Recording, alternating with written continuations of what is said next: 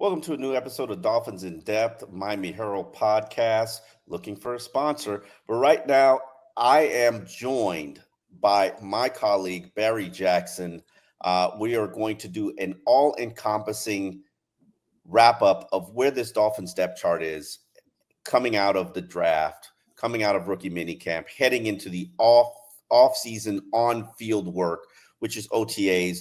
One of my least favorite points of football season, Barry, just from the standpoint, it's basically football in pajamas, which really does not include any of the physicality of the game.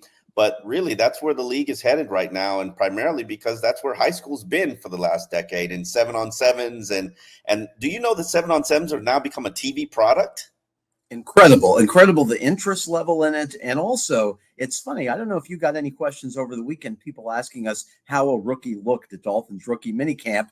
And the truth of the matter is, not only are we not allowed to see anything more than stretching, but no one even inside the building can form any conclusions on rookies on 2 days because their heads are swimming. They're mostly learning the playbook. They're not competing with veterans. So for our listeners out there who are wondering, okay, who looked good over the weekend? There really is no clarity on that, even if you had watched all of practice, because all they're doing right now is just learning, right? Yeah, I mean, for instance, who's throwing to these rookie quarterback, to these rookie wide receivers? And it's not like you're seeing much of the offense versus defense where it's Chop Robinson versus Patrick Paul. That's just not what you're seeing. I think you'll get a better sense of it during the OTA on-field work, and I do believe that the rookies are going to begin this week, beginning to work with the veterans as they ramp up into the off-season program. I did want to ask you one thing, Barry. The Dolphins are not using all of the allotted practices that they have for the off-season program. They're pretty much running their camp 1 week short. Does that surprise you a little, Barry? A little bit. I wouldn't be too concerned because we know they're going to be prepared. I guess surprising only in the sense that it's a very intricate playbook offensively with emphasis on details in the passing game. And so you need to be on your P's and Q's, as they say. So it seems like maybe they could have used the extra week, and defensively, obviously, putting an Anthony Weaver system. So I guess there's probably a plus to this in terms of conserving energy in the Florida heat and keeping your players maybe a little bit fresher by extending their offseason a little bit. Could they use the extra time? A case could be made. You've said something that really struck an interest to me. Everybody's the biggest puzzle and mystery about the Miami Dolphins team is, can they play better in January? How can they last longer in the season? How can they be healthier during that stretch? Well, maybe if you run the offseason program 1 week short, you get to January. I'm just throwing this out there. I don't even know if that's a riddle that Mike McDaniels has been able to solve. He's been working on it for 2 years. We'll see if he finally has the answer. But let's get into some of this Dolphins depth chart and assess this roster. Today, in this Dolphins in depth, we will focus on the offensive depth chart. And I think we have to start with the quarterback. I never got your take and your perspective on the column I wrote for the Miami Herald with an agent who proposed a deal for the illustrious quarterback Tua Tagovailoa. It's a multi-year deal. It puts him on top of where Joe Burrow's contract is and does give him more guaranteed money than Jalen Hurts, Joe Burrow, and Justin Herbert. However, when you look at the meat and potatoes of that deal, it comes down to about $42 million a year, which I would say puts him under the Kirk Cousins. But because it guarantees him $181 million and it keeps it cap friendly for the next 4 years. And if you want details of the contract, you could look it up in the Miami Herald. I will prominently post it out. He puts him at $42 million a year. It gives you 3 years to build a respectable team around him. And then in the fourth year, you could move off the contract, but you're going to take some substantial cap hits. Do you think a comparable deal like that gets done, Barry? Yeah, I read the piece. I thought it was a very well-crafted piece and contract. I see a compromise ultimately being reached because I see incentive for both sides. Now, the question is, should a compromise be reached? I did a 4-part series on Tua and the ramifications of an extension earlier this offseason. I suggested how I felt. I didn't clearly state an opinion, but I would like to state one now.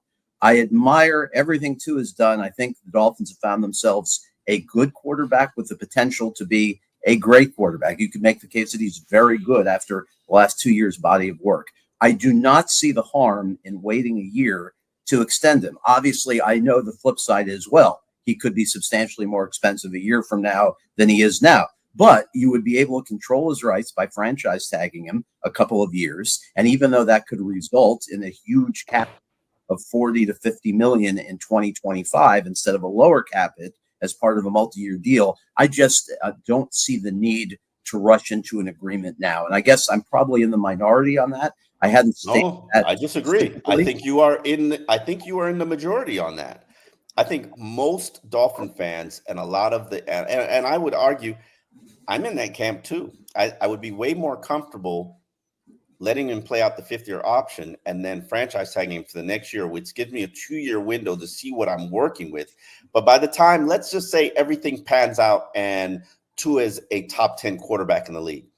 By the time we've let that 2-year window pan out, the price is no longer $42 or $45 million a year. We're probably talking about $60 million a year at that point. And that's not even him being an upper echelon quarterback. That's just the price of doing business with quarterbacks in today's NFL. To me, the biggest complication and issue about this multi-year extension is, can you keep his cap number low enough for the next 3 years to give you a big enough window to make a run at it? Because let's look at what happened to the Buffalo Bills with the Josh Allen tag. And he's not even making ridiculous money. He's at $42 million a year, but they had to purge their roster this offseason. So do you want to be the Buffalo Bills? Right. It's a very good question. To me, if you're going to extend Tua, you have to use the Jalen Hurts model where the cap hits are low the first couple of years. So it was $13 million in the first year of his extension as a cap hit, and it's going to obviously go up significantly. $21 million is going to be the 2025 cap hit. You're looking at $31 million in 26, $41 million in 2027. But this year, it's only $13 million. So to me, I would use the Jalen Hurts model, which would buy you those 2 years of a low cap number to supplement the roster around him, to be able to give Jalen Phillips an extension, to be able to give Javon Holland an extension. I want to make another point, Omar, as far as my rationale in leaning against extending Tua now. I would say last year, and thank goodness he was healthy last year, but to me, you can't look at last year and definitively say, okay, he's moved past the health issues. What if last year was an anomaly that way? What if he goes back this year to being a player who is, I don't want to say prone to injuries, but someone who's more likely to get injured because of bad luck or any one of a number of circumstances than other players? So that's why I see no harm in holding off. What if this scenario were to happen? Hopefully it won't. But what if Tua missed 7 games this year due to injury? What if Justin Fields beats out Russell Wilson in Pittsburgh or wins the job at some point, and Justin Fields is really, really good this season, and Tua misses 8 games due to injury and continues to have difficulties against winning teams? Then you're in a situation where if you've committed over $100 million guaranteed to Tua, and you're looking at that point at Fields or someone else available being a better option, then you might have some buyer's remorse. Now, I want to make clear, Tua is the much better quarterback than Justin Fields at this point from their career bodies of work. But why not at least give yourselves the flexibility to be able to do something like that rather than rushing to judgment on a guy who has been very good the last 2 years, but does have a history of injuries and hasn't yet been able to cross the threshold of being an elite performer against good teams and leading your team to a playoff win. Obviously, he's had only one chance against Kansas City in very tough circumstances and cold weather, but I'd like to see a little bit more before committing long-term. I just don't know what the rush is. You want to see a bigger body of work, and I love the fact that you pointed out Justin Fields is out there, and I'm not a huge Justin Fields fan, but I get your point that quarterbacks will be out there. And if you just look at what Atlanta did, maybe in a year from now, they're ready to pivot off Kirk Cousins. So there will be options out there, and there are always options. They're just not necessarily desirable options. Now let's talk about the options at backup quarterback. Obviously, we've got Mike White and Skylar Thompson here. They're not adding any competition to the roster. Do you feel comfortable enough with those backups that they can lead this team to the playoffs if Tua stays sidelined for 7 games? I have some doubts, even though I'm a huge fan of Mike White personally. I think he's a terrific guy, and we've seen moments from him in his Jets career against the Bengals and against the Bears where he was really, really good. But we've also seen moments where he wasn't very good. That was in part because he was playing with a rib injury late in the 2022 season with the Jets, which certainly hampered him. The question comes back to our 7-year man, Ryan Tannehill. 7 years, Omar, wasn't enough to judge him. We need to bring him back for 2 more years to really get a read on. I'm kidding. But as you know, there has been conversation out there about would it be in the Dolphins' best interest as a protective measure in case there's a long-term injury to Tua to bring in Tannehill and have him as your option instead of Mike White. I would say, I'm curious your opinion. I was going to tell you, I would lean no, because the Tannehill we saw last year in 10 games and 8 starts was just simply not good enough. 4 touchdowns, 7 interceptions. Did not play effectively. Clearly has lost the mobility that was one of his strengths earlier in his career. So I would stick with Mike White, but I was curious your feelings on that. I think Tannehill is a better quarterback than Mike White. I would rather, if I'm going to invest in a young player, invest in another quarterback and give another quarterback 7 opportunities if it's a backup. I would rather go somebody younger. I don't think that Ryan Tannehill is going to have a Joe Flacco resurgent-esque career. I am surprised that he's out of work. And I think there are a lot of quarterbacks that are out there that are inferior to Ryan Tannehill. I think he could start right now in Carolina and give them a better chance. But I will say this. This is an ex that I have no interest in circling back and dating, even just if it's casual. I know how it ends. I don't want to go that route again. Yes, I want to make one point about why this is even a discussion. Mike White has a $3.5 million base salary. None of it is guaranteed. So that would technically give you an opening if your dream backup quarterback should suddenly hit the market over the next couple of months. His cap hit of $5.2 million would shrink to $1.7 million as a dead money hit if he's cut. So there's an opportunity to try to upgrade over him. I just don't see the Dolphins doing it because I think they believe in Mike White. They targeted him early in free agency 14 months ago. He's bright. He's able to grasp the offense and the passing concepts of McDaniel. So I think they're comfortable with him. Now, and I don't think the passing concepts of this offense play into Ryan Tannehill's strength. Good point. He's not really the most accurate quarterback. Now, it could get it done. He can get it done, but I just don't think it plays into his wheelhouse of what he brings to the table. And the fact that you say that the athleticism seems to be gone, that was one of the strengths that he did bring to the table. But I would much rather if the Miami Dolphins said, hey, at the end of training camp, when teams are cutting, or the exhibition season, when teams are cutting their 53-man roster, I want you to go get and claim a young developmental quarterback that just didn't make the cut. And let's develop that player if you feel he has more upside, if you want to move off from the Mike White money. But if honestly, if Tua goes down for 7 seasons, I'm playing for a draft pick, if I'm being real. Yeah, and here's a question for you. This Dolphins regime, since Flores had the tough love with Tua, as we know, I don't want to say they babied him. But they babied him, Barry. Don't deny they haven't babied him. I've not seen diapers or anything like that. Or he's in pull-ups. He's in pull-ups. Yeah, he's in pull-ups, exactly. But I do want to ask this question. They've done absolutely nothing to cause Tua any stress about his job security. They've avoided opportunities like a Trey Lance, not to say that they should have traded a 4th rounder for Trey Lance, not to say that they should have traded a 6th rounder for Justin Fields, but clearly they don't want to do anything which would make Tua feel a little bit uncomfortable. So could you make the case, as you said, if a young quarterback like a Lance or Field should become available for a late round pick, do you do it to protect your own future just as a safeguard? Or do you say, no, we can't hurt Tua's feelings. This might make him lose an hour and a half of sleep one night.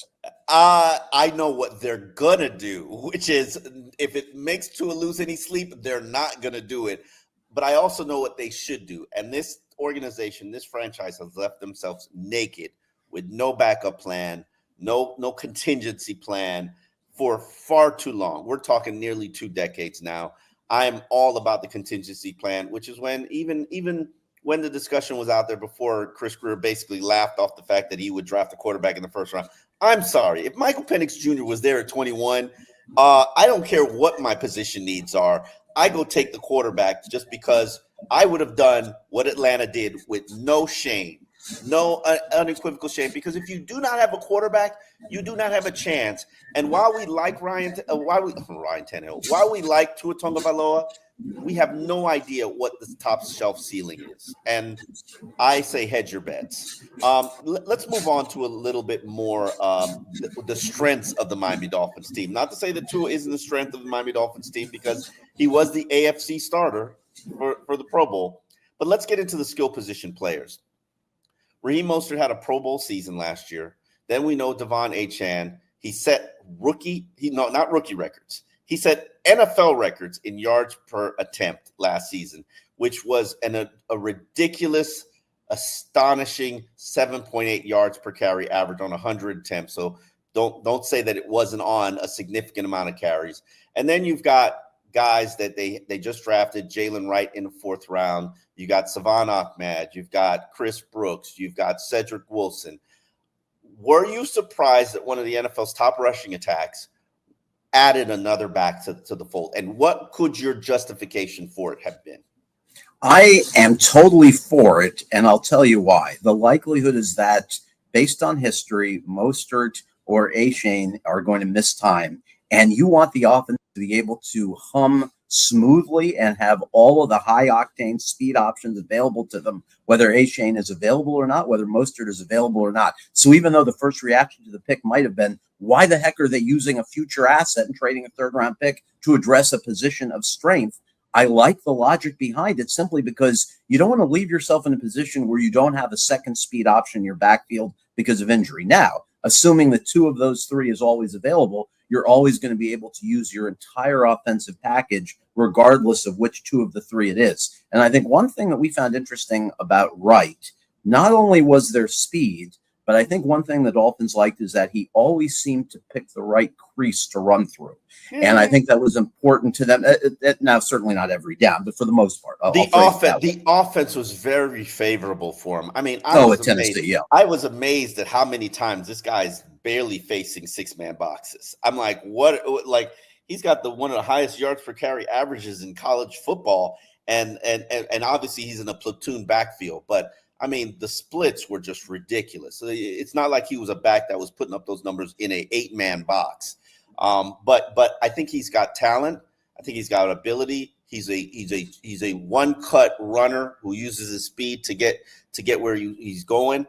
So that's interesting for me. What does this mean, though, for Jeff Wilson, for Savon Ahmed? Well, I think Ahmed is certainly a candidate to begin the year on PUP, depending on how his foot heals. So it was a significant foot injury that he sustained last season. He posted something on Instagram still with wrapping on his lower leg. So I think he should be back at some point in training camp, but it's conceivable that he could either go to injured reserve this year. If he doesn't make the team, he could be cut outright. I just don't see the Dolphins giving up on Chris Brooks unless he really regresses in camp. Oh. So to me, the 5 backs on the active roster are going to be Mostert, Achane, Jalen Wright, Jeff Wilson, and Chris Brooks, with Ahmed, to me, the question mark. I think Ahmed makes it if there's an injury to another player. The reason I think Jeff Wilson stays is twofold. One, he restructured his contract to a minimum base with incentives. So after asking Jeff Wilson to do this and Wilson acquiescing to it, I just don't see the Dolphins cutting him. The other thing is Wilson, as you know, serves a purpose that's needed on this roster. A power back who can pick up a tough yard, physically built differently from the speed backs they have. Now, obviously, Mostert and Achane also are capable in short yardage. They have strong lower bodies, but, Wilson's just a different body type. And one of the satisfying moments, I think, last year, we're all Jeff Wilson fans. He's a hell of a guy.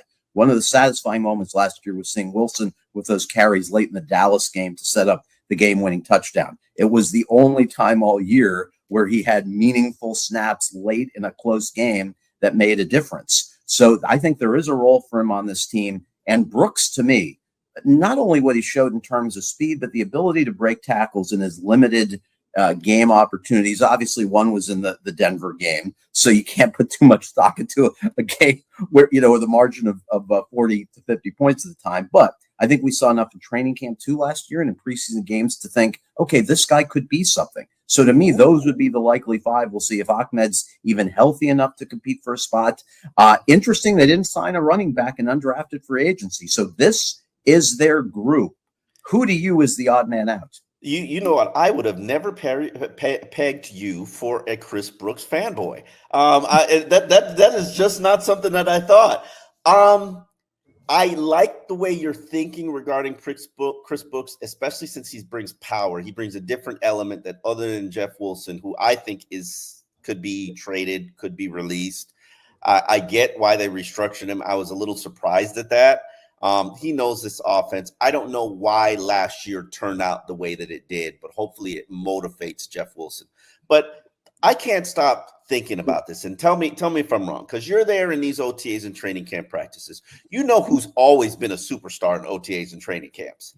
It's Salvon Ahmed. It's always been Salvon Ahmed. He's Mr. August. Yes, he is absolutely Mr. August. So I'm very intrigued, and people don't realize that's what's kept him around all these years, because when the pads aren't on, he is phenomenal. Remember the everybody always thinking the run was Devon Achane, and we're like, oh, impressive. Then we put on the binoculars, and it's really 26. It's really 26 instead of 28.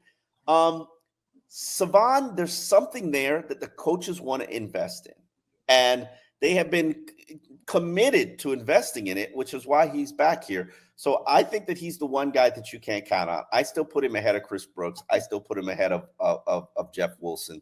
And it'll be interesting to see how this thing plays out. But the one thing Mike McDaniel has pointed out is when we get to the end of the season, I've run out of backs. And where is the lie in this? He's run out of backs at the end of the season both times, which is why you did see the Jalen Wright get selected. But also, I want to make the point of, think about training camp and how many times have they exited training camp with one, if not two backs needing to begin the year on IR or the PUP. That's just been consistent. So at least that was Wilson last year. Yeah. So that's always a concern. I don't see them being able to slip Chris Brooks off the 53 and onto the practice squad. I see somebody claiming him. With Ahmed, if he were healthy, perhaps he'd be claimed elsewhere. If he's not healthy, perhaps you could reach an injury settlement and then have him come back on your practice squad. I just think it'd be easier to somehow hide Ahmed if he's not healthy than it would be for Brooks, because I think Brooks' tape last year would appeal to some team out there if he's on the wire, again, assuming he doesn't regress this summer and in preseason games. You're watching Dolphins in Depth with Omar Kelly and Barry Jackson. Barry, now we're getting to where the Dolphins begin to flex some of their muscle at the wide receiver position. Everybody knows about the twosome of Tyreek Hill and Jalen Waddle. 2,813 yards, 17 touchdowns on 191 receptions last year in games where they missed a lot of games because of both of their ankle injuries. But now you add an Odell Beckham to the unit, where last year Beckham caught 565 receiving yards, scored 3 touchdowns on 35 receptions for the Ravens in the 16 games he played. You still got Eric Uzakama. You still got River Craycraft. You still got Braxton Berrios. Then you added to the Washington brothers or cousins. I don't know how we want to call it, in Malik Washington and Taj Washington, the 2 late round draft picks. Is wide receiver the deepest unit that the Dolphins have? I think so. And I think legitimately there are 1 or 2 jobs open. I'm going to say that River Craycraft is likely on the team. And the reason I say that is because he is reliable. He knows the offense. He's not going to make mistakes. McDaniel and Frank Smith know that they can count on him not to screw up. And I think that's something that fans sometimes undervalue because of the intricacies of this passing game and the emphasis on details. Not that every team doesn't worry about details, but it's particularly acute with this offense. I think that gives him a leg up over players that you might perceive as having a much higher ceiling or players that you might perceive to be better. So to me, you put him ahead of the rookies?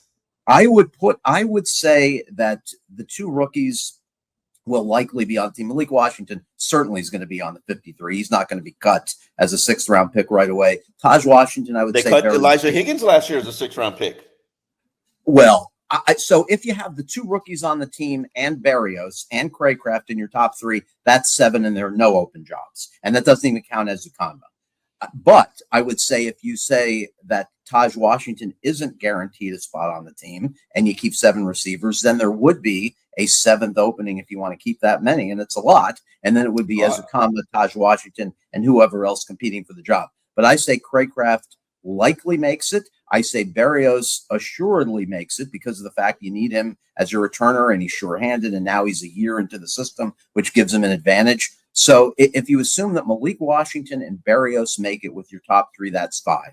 I'm putting Craycraft on the roster as a 6th, and then to me, the 7th is Ezukama or Taj Washington. Now, I know there are going to be a lot of people listening to this who say, you don't know what the hell you're talking about. How can you put Craycraft on the team ahead of Ezukama with his ceiling and ahead of Taj Washington? And I'm not saying it's definitely going to come down that way. I'm just saying my gut tells me that Craycraft has a strong advantage because of his knowledge of the system and his reliability, even though Ezukama has a higher upside. So I'm not convinced Ezukama makes the team. We all want him to succeed. He's got an intriguing skill set. He is a very, very poor man's Deebo Samuel as a runner. Not to compare him to him as a receiver, obviously, by any stretch of the imagination. But we saw the running skills that make you think, maybe he could be a weapon. And I don't expect them to part ways with Taj Washington. But we have seen examples of 7th rounders being cut. So my guess is they keep 7. The question is whether the 7th ultimately is Ezukama, Taj Washington, or Craycraft, or which of those 3 does not make. I think your 7 is ultra aggressive. 7 is a lot for me. And I don't know how it's going to pan out. I will acknowledge River Craycraft does have an edge from the standpoint he knows this offense back and forth. He can play all 3 positions. He's one of the top blockers. Remember, River Craycraft was Tyreek Hill's #1 pick in the wide receiver draft of training camp 2023. He just knew that River did all of the intangible things that added up to points, and that's the exact same mindset that the Dolphins organization have at River Craycraft. I have counted him out more than once in terms of making that 53-man roster. I probably won't do it again. So I think you do make an excellent point there, Barry.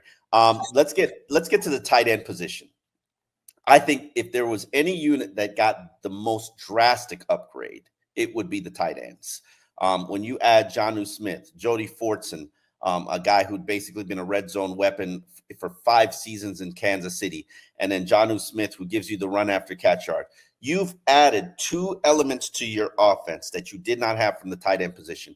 And keep in mind, the tight ends play a significant role in this offense because they set the points on the outside zones scheme. So they've got to be excellent blockers. So I don't think this is going to negate what Durham Smythe is doing or his role. Durham Smythe is basically an additional offensive lineman. And I think that there's some value in that. But now when we get into that red zone and we get into that goal line, we're a lot more diverse. We could be a lot more dynamic in the middle of the field. Our 2 tight end package is a lot stronger, especially with Jonnu Smith, who I think could edge out Durham Smythe in terms of the snap count. And one thing also, I think that this really helps you, Omar, in terms of 12 personnel, which is 2 tight end sets, as many of our listeners know. Last year, with 2 tight end sets, the Dolphins were 23rd in yards per attempt on passing plays. They attempted only 31 passes out of 2 tight end sets last year. Just to give people some perspective, last year, Dolphins used 2 tight end sets on just 98 plays. Only the Rams ran fewer. So now you're going to be able to use 2 tight end sets that are effective in the passing game because you're going to have 2 tight ends who are both capable of blocking. Smith is obviously the better receiver of the 2, but Smythe is certainly a serviceable receiver. So I think that's going to be a tremendous advantage. And also, as you mentioned, having a red zone threat. Chase Claypool obviously did not come close to working out in that role. So Smith potentially could fill that role. He did have double digits in touchdowns in Tennessee. He had the 2 mediocre years in New England, but he was a legitimate red zone threat earlier in his career.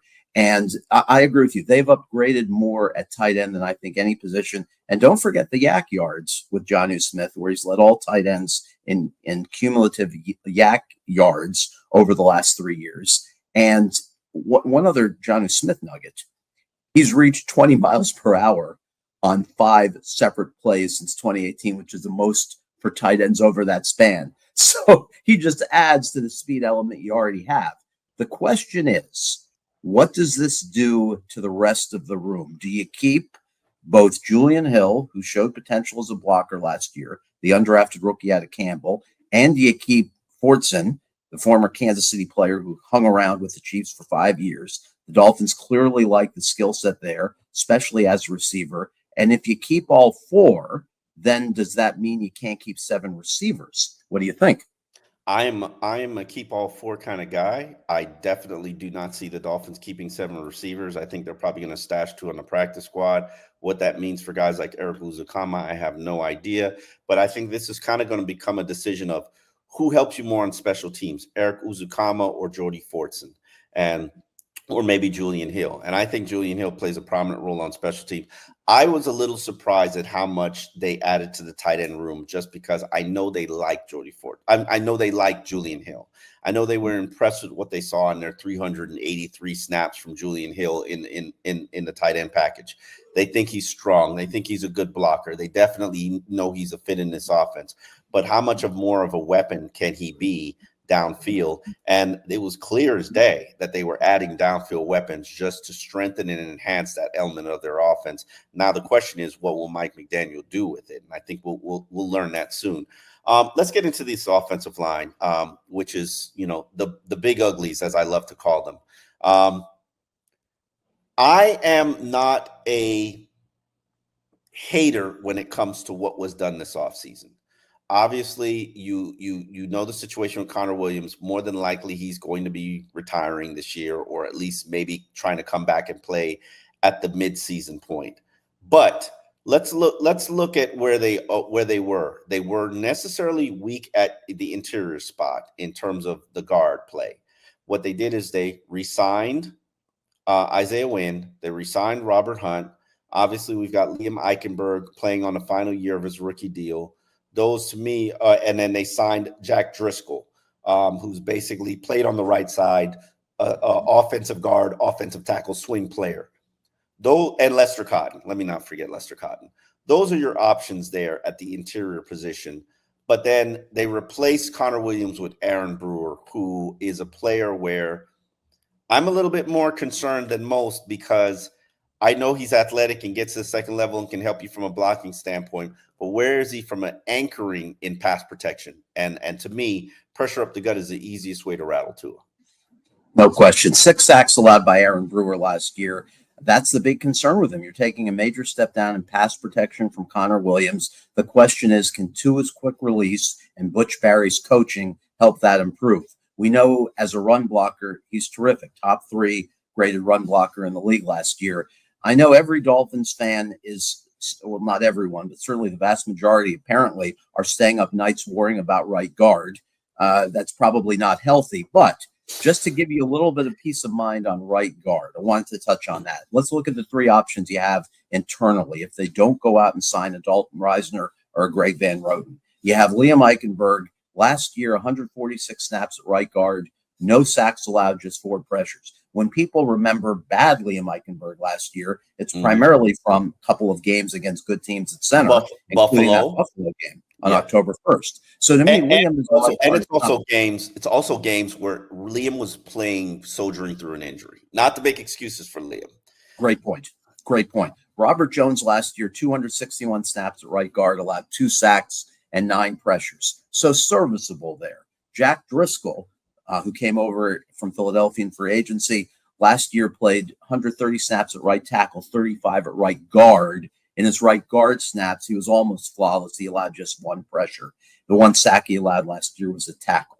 So I make all of these points just to say I don't think the Dolphins should be panicked about right guard. Now, could they go out and sign Reisner tomorrow or next week? Sure, it's conceivable.